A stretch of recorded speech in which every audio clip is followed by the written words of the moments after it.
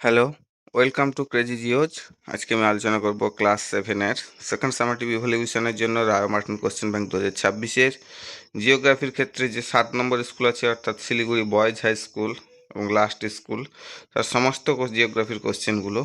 প্রথমেই তোমরা দেখে নাও যেসব মাল্টিপল চয়েস কোশ্চেনগুলো আছে, সঠিক উত্তরটি নির্বাচন করে লেখো একের দাগে। একে দেখো, আন্দিজ পর্বতমালা কোন প্রকার পর্বতমালার উদাহরণ? অপশান এ হবে রাইট অ্যান্সার, ভঙ্গিলা পর্বতের উদাহরণ। 2 নম্বরে দেখো, পশ্চিমবঙ্গের পশ্চিম দিকের জেলাগুলির, অপশান বি হবে রাইট অ্যান্সার, মালভূমি অঞ্চলের অন্তর্গত। পশ্চিমবঙ্গের পশ্চিম দিকে কোন কোন জেলা আছে? পশ্চিম মেদিনীপুর, বাঁকুড়া, পুরুলিয়া, এগুলো মালভূমি অঞ্চলের অন্তর্গত। 3 নম্বর কোশ্চেন দেখো, অন্তর্বাহিনী নদীর উদাহরণ হলো কি? অপশান এ হবে রাইট অ্যান্সার, আমু দরিয়া। 4 নম্বর কোশ্চেন দেখো, খাঁড়ির আকৃতি, অপশান বি হবে রাইট অ্যান্সার, ফানেলের মতো। 5 নম্বরে দেখো, ভূপৃষ্ঠের ভেঙে যাওয়া শিলাচূর্ণের স্তরকে বলে? অপশান সি হবে রাইট অ্যান্সার, রেগোলিথ বলা হয়। 6 নম্বরে দেখো, কোন মাটিতে বালি ও কাদার ভাগ সমান থাকে? অপশান এ হবে রাইট অ্যান্সার, দোআঁশ মাটিতে, অর্থাৎ কাদা আর বালি দুটোই সমান সমান হারে থাকে, 50-50। 7 নম্বরে দেখো, আফ্রিকার তৃণভূমি কী নামে পরিচিত? অপশান সি হবে রাইট অ্যান্সার, ভেল্ট নামে পরিচিত। 8 নম্বর দেখো, জাম্বেজি নদীর উপর সৃষ্ট হয়েছে ভিক্টোরিয়া জলপ্রপাত? অপশান বি রাইট অ্যান্সার হবে ভিক্টোরিয়া জলপ্রপাত।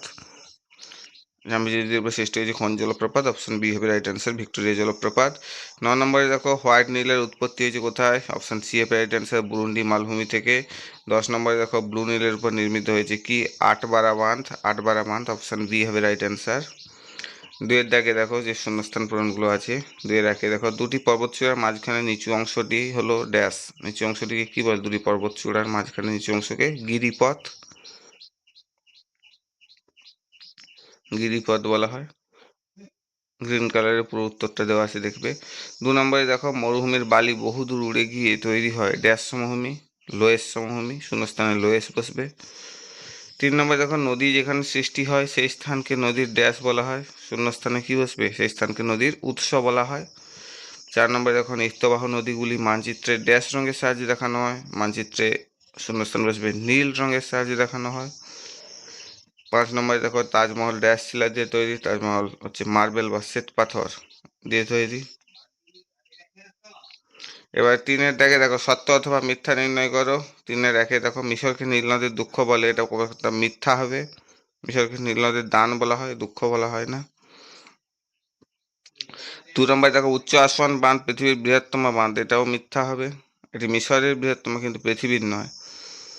3 নম্বরে দেখো, শুষ্ক নদী খাতগুলিকে বলে হামাদা, এটাও মিথ্যা। শুষ্ক নদী খাতগুলিকে ওয়াদি বলা হয়। 4 নম্বরে দেখো, সাহারার রেড ইন্ডিয়ানরা বিদেশি পর্যটকদের ভ্রমণে নির্দেশক রূপে কাজ করে, এটাও মিথ্যা। রেড ইন্ডিয়ানরা আমেরিকার আদিবাসী, সাহারার নয়।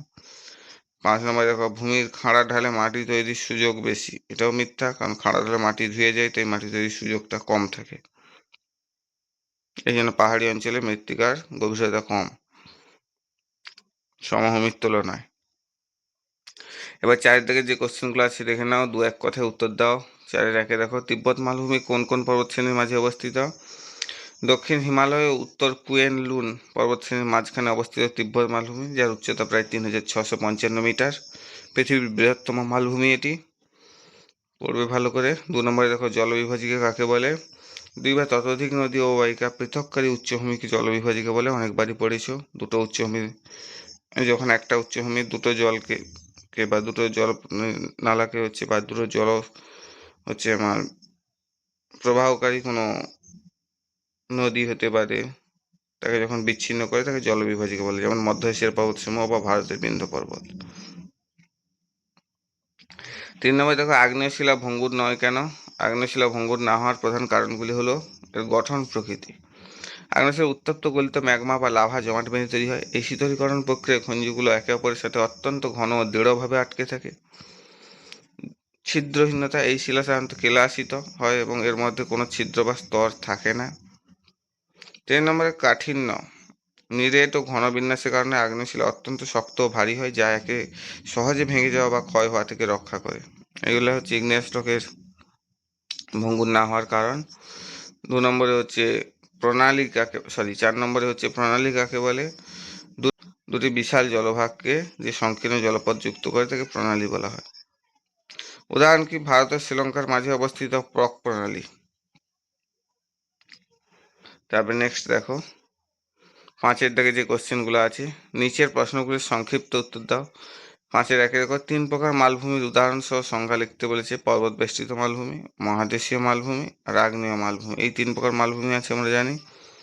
এবার পর্বত বেষ্টিত মালভূমি বা ইন্টারমোনটেন প্লেটিও কাকে বলা হচ্ছে? চারিদিকে পর্বত দিয়ে ঘেরা, পাশে একটা ছবি দেওয়া আছে দেখো, চারিদিকে পর্বত দিয়ে ঘেরা মালভূমি। এই মালভূমিগুলি সবচেয়ে উঁচু ও বিস্তৃত হয়, যেমন হিমালয় ও কুয়েনলুন পর্বতশ্রেণীর মাঝে অবস্থিত তিব্বত মালভূমি 3655 মিটার উঁচু। পৃথিবীর বৃহত্তম মালভূমি যাকে হচ্ছে পৃথিবীর বৃহত্তম মালভূমি বলা হয়। এবারে হচ্ছে মহাদেশীয় মালভূমি বা কন্টিনেন্টাল প্লেটেও কী জিনিস?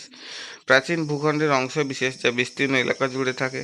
দক্ষিণ আফ্রিকা, পশ্চিম অস্ট্রেলিয়া, আন্টার্কটিকা, গ্রিনল্যান্ডের বিশাল অংশ জুড়ে এই ধরনের মালভূমি দেখা যায়। আগ্নেয় মালভূমি বা ভলকানিক প্লেটেও কী জিনিস? আগ্নেয়গিরির অগ্নুৎপাতের ফলে জমাট বাঁধা লাভা থেকে এই মালভূমি তৈরি হয়। ভারতের দাক্ষিণাত্য মালভূমি ও মালব মালভূমি এর উদাহরণ। পাশে একটা ছবি দেওয়া আছে দেখো, বাস কোশ্চেনটা ভালো করে পড়বে, গুরুত্বপূর্ণ।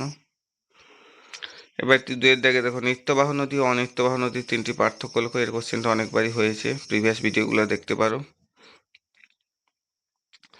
পার্থক্যের বিষয় দেখে নাও। জলের স্থায়িত্ব, নিত্যবাহ নদীর ক্ষেত্রে দেখো এই নদীগুলি সারা বছর জল থাকে, তাই একে পেরেনিয়াল রিভার বা নিত্যবাহ নদী বলে।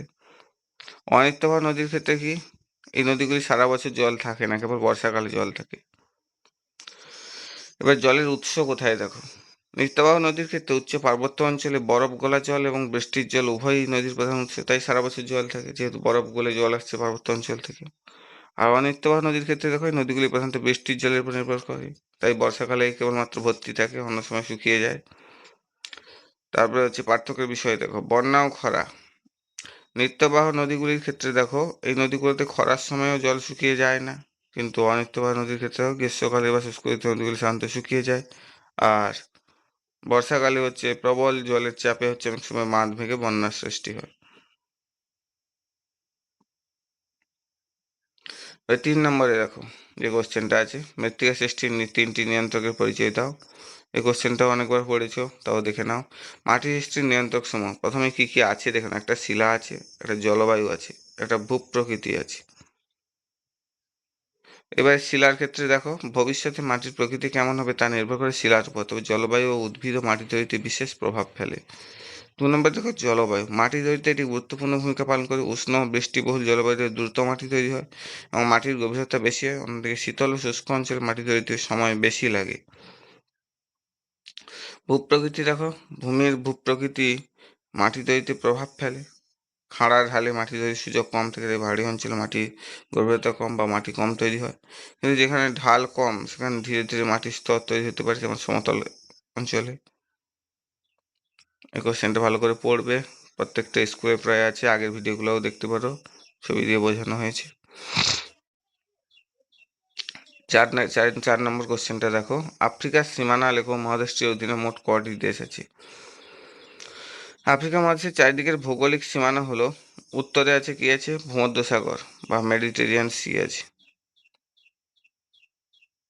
ছবিতে দেখতে পারো উপরের ছবিটা, উত্তরে কি আছে, ভূমধ্যসাগর আছে। দক্ষিণে গিয়ে যে ভারত মহাসাগর ও আটলান্টিক মহাসাগরের সংযোগস্থল। আর পূর্বে কি আছে, লোহিত সাগর আছে বা রেড সি আছে।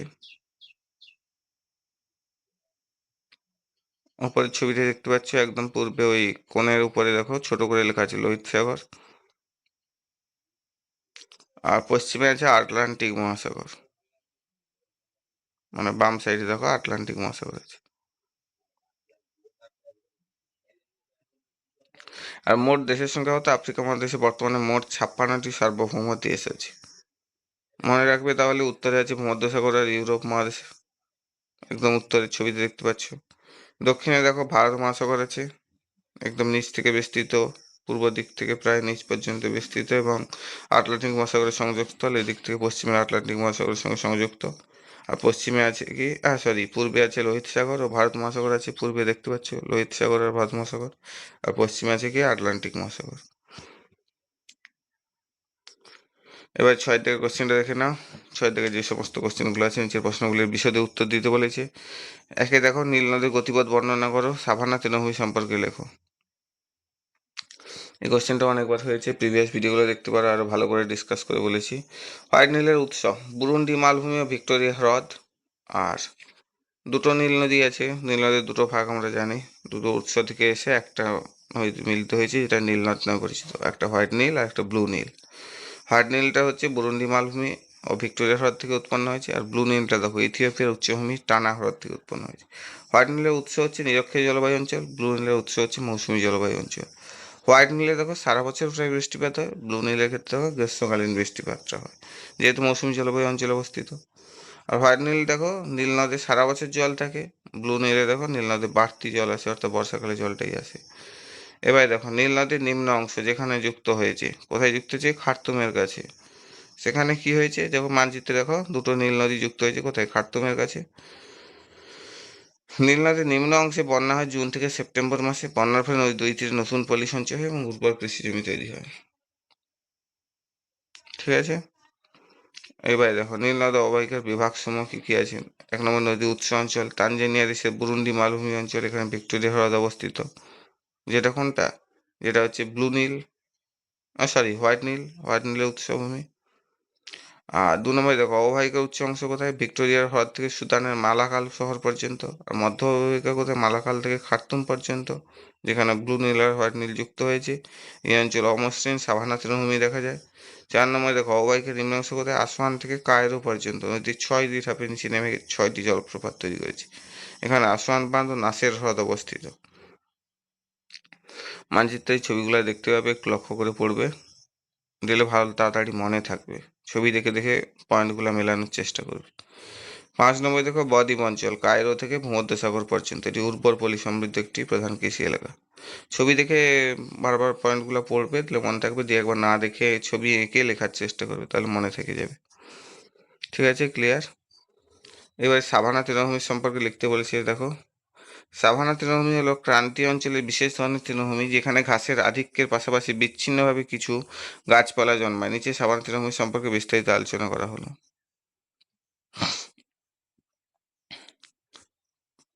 অবস্থান ও জলবায়ু দেখে নাও। এই তৃণভূমি মূলত নিরক্ষীয় ও ক্রান্তীয় অঞ্চলে উষ্ণ জলবায়ু এলাকায় অবস্থিত। এখানে সাধারণত দুটি প্রধান ঋতু দেখা যায়, একটি দীর্ঘ শুষ্ক মৌসুম, আর একটি হচ্ছে সংক্ষিপ্ত বর্ষাকাল। এখানকার উদ্ভিদ কুল কেমন দেখো, এখানে লম্বা ঘাস, পাশে একটা ছবি দেওয়া আছে দেখো, যেমন হাতি ঘাস প্রধান। এছাড়া গাছপালা কম থাকে এবং গাছগুলি সাধারণত কন্টকযুক্ত ছাতার মতো আকার হয় বা শুষ্ক পরিবেশ সহ্য করতে পারে। পাশে একটা ছবি দেওয়া আছে দেখো, লম্বা লম্বা ঘাস, মাঝে এক আধটা গাছ দেখা যাচ্ছে, বড় গাছ, যেগুলো এই বাবলা টাবলার মতো গাছ, কাঁটা, ছোট ছোট পাতা, কাঁটা। প্রাণীকুল দেখো সাভানা তৃণভূমি জীববৈচিত্র্যে ভরপুর, কারণ এখানে সিংহ, চিতা, জিরাফ, জেব্রা, হাতি ও বিভিন্ন ধরনের হরিণ বাস করে। পাশে একটা একদম সাইড কোণে একটা ছবি দেওয়া আছে দেখো, বিভিন্ন রকম প্রাণী এখানে বসবাস করে। আর মানুষের জীবনযাপন, পাশে একটা ছবি দেওয়া আছে দেখো, সাভানা অঞ্চলে যে সমস্ত উপজাতি বা জাতিরা বাস করে তাদের একটা ছবি তুলে ধরা হয়েছে। এখানকার মানুষ সাধারণত পশুপালন ও কৃষিকাজের উপর নির্ভরশীল। আফ্রিকা মহাদেশের বিস্তীর্ণ এলাকা জুড়ে এই সাভানা তৃণভূমি দেখা যায়, যেমন সেরেনগেটি অঞ্চলে। ভালো করে কোশ্চেনগুলো পড়বে। 2 নম্বর কোশ্চেন দেখো, 6 দাগের, শিলা থেকে মাটি সৃষ্টির প্রক্রিয়াটি বর্ণনা করো। বদ্বীপ সম্পর্কে যা জানো লেখো। শিলা থেকে মাটি সৃষ্টির প্রক্রিয়াটা কীরকম? শিলা থেকে মাটি তৈরির প্রধান ধাপগুলি হলো শিলার চূর্ণ বিচূর্ণ হওয়া। সেটা কীরকমভাবে হবে? সূর্যের তাপে ও বৃষ্টির আঘাতে, পাশে একটা ছবি দেওয়া আছে দেখো, সূর্যের তাপ আর বৃষ্টির আঘাতের ফলে কী হচ্ছে? বাতাসের ধাক্কা বা নদীর স্রোতের মতো প্রাকৃতিক শক্তির প্রভাবে বিশাল আকারের কঠিন শিলা ভেঙে টুকরো হয়ে যাচ্ছে, ফাটল হচ্ছে, তবে ফাটল থেকে ভেঙে টুকরো টুকরো হয়ে যাচ্ছে। এবার স্থানান্তর, এই ছোট ছোট শিলাখণ্ডগুলো কখনো সেই জায়গাতেই পড়ে থাকে, আবার কখনো বৃষ্টির জলে বা নদীর স্রোতে বাতাসের সাথে এক জায়গা থেকে অন্য জায়গায় বাহিত হয়ে যায়। ছোট ছোট টুকরো হয়ে যাওয়া মানে কি? বাতাসে উড়িয়ে নিয়ে যাবে বালিকণা। আর তার চেয়ে বড় যেগুলো সব নদীর স্রোতে মাধ্যমে বা বৃষ্টির জলের মাধ্যমে ধুয়ে নিয়ে যাবে। এবার এর ফলে কি হয়? এর ফলে কি হলো? কোথাও গিয়ে সেটা সঞ্চিত হবে, সেটা কি হচ্ছে? রেগোলিথ সৃষ্টি হয়। ক্রমাগত ক্ষয় হওয়ার ফলে ক্ষয়িত পদার্থগুলো চূর্ণ বিচূর্ণ একটি শিথিল স্তর সৃষ্টি করে, অর্থাৎ ক্ষয়ের পরে বহন হলো, সে বাহিত জায়গায় গিয়ে হচ্ছে কি হচ্ছে? একটা স্তর আকারে সঞ্চিত হতে থাকলো, যাকে রেগোলিথ বলছে। এবার মাটি গঠন, রেগোলিথ স্তরের উপর দীর্ঘ সময় ধরে বিভিন্ন ভৌত ও রাসায়নিক প্রক্রিয়ার মাধ্যমে শেষ পর্যন্ত কি হয়? মাটি তৈরি হয়। এভাবে শিলা থেকে মাটির সৃষ্টি হলো। এবারে বদ্বীপ, বদ্বীপ সম্পর্কে যা জানা লিখতে বলেছে দেখো। বদ্বীপ বা ডেল্টা যাকে বলছি, নদীর মোহনায় বা সমুদ্রের কাছে নদী যখন অত্যন্ত ধীর গতিতে প্রভাবিত হয় তখন তার বয়ে আনা পলি বালি ও কাদা থিতিয়ে পড়ে মাত্রাহীন গ্রিক অক্ষর ডেল্টা বা বাংলা ব অক্ষরের মতো যে সমভূমি সৃষ্টি করে তাকে বদ্বীপ বলা হয়। পাশে ছবি দেওয়া আছে দেখো, নদী একদম তার নিম্ন গতিতে বা একদম মোহনার কাছে। বৈশিষ্ট্য কি? বদ্বীপ অত্যন্ত উর্বর হয় এবং কৃষিকাজের জন্য খুব উপযোগী, কারণ এগুলো পলি সমৃদ্ধ যেহেতু, উর্বর তাই। এটি নদীর নিম্ন গতিতে বা বার্ধক্য অবস্থায় সৃষ্টি হয়। উদাহরণ কি? গঙ্গা ব্রহ্মপুত্র নদীর বদ্বীপ হলো পৃথিবীর বৃহত্তম নদী বদ্বীপ। ঠিক আছে, ক্লিয়ার? ভালো করে পড়বে এটা। Thank you for watching. এতটুকু পর্যন্তই। এটা তোমাদের সম্ভবত last video class 7 second unit টেস্টের জন্য। আগের ভিডিওগুলোও দেখার চেষ্টা করবে, প্লাস এটাও দেখবে। অনেক কোশ্চেনই কমন পেয়ে যাবে, সেগুলোই মোটামুটি পড়বে, আর যেগুলো আনকমন আছে সেগুলোও পড়ে রাখবে, সেগুলো হাতে গোনা 2-4টা। আর শর্ট কোশ্চেন তো প্রায় কমন, 15-20টা কোশ্চেন পড়ে নিলেই হয়ে যাবে সবগুলো স্কুল দেখে। পারি যদি শেষের দিকে একটা সাজেশন দেওয়ার চেষ্টা করবো তোমাদের জন্য পরীক্ষার আগে আগে। আর ভালো যদি লেগে থাকে বন্ধুদের সঙ্গে শেয়ার করো, একটা লাইক করে দেবে, আর সাবস্ক্রাইব করে বেল আইকনটা প্রেস করে রাখো যাতে পরবর্তী ভিডিওগুলো খুব তাড়াতাড়ি পাও, বা সাজেশন দিলে খুব তাড়াতাড়ি পেয়ে যাও। আর আগের ভিডিওগুলো দেখে আসবে, সেখানে অন্যান্য কিছু ছবিও আছে কিছু কিছু কোশ্চেনের ক্ষেত্রে বা বোঝানো হয়েছে। টাটা।